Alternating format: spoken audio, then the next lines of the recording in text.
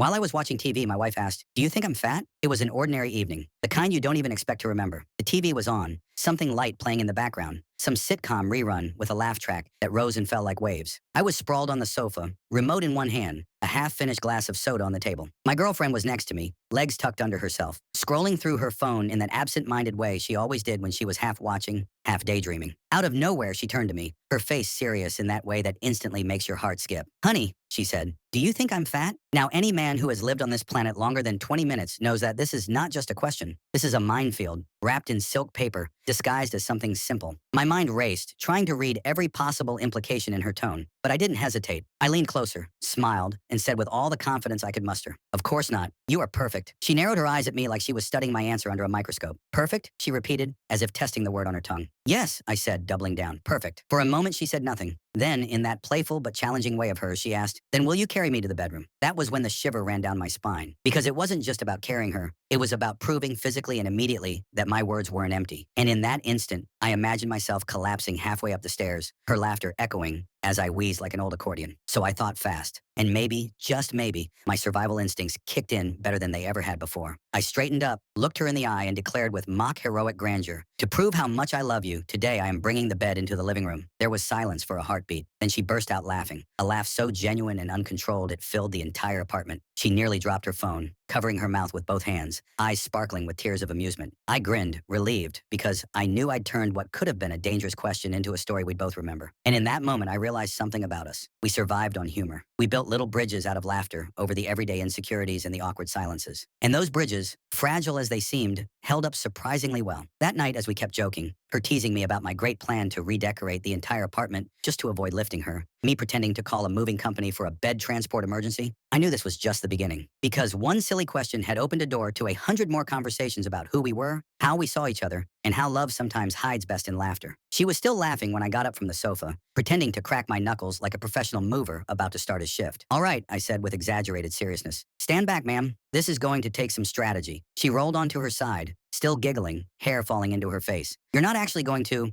"Oh, but I am," I interrupted, lifting the coffee table a few inches, grunting dramatically and setting it back down. "Step 1, clear the path. Step 2, remove all obstacles. Step 3, successfully transport the royal bed into the Great Hall of Entertainment." She clapped her hands like a kid at the circus, already caught up in the performance. "Well, good luck, Hercules. The bed frame alone weighs more than you and your heroic pride combined." I puffed out my chest and flexed my arm, which wasn't exactly gym sculpted. "Excuse me, these are world-class muscles, built from years of carrying groceries in one trip that set her off again." And her laughter was the kind that makes you laugh too, even when you're trying to keep a straight face. I started moving around the living room, shifting pillows, stacking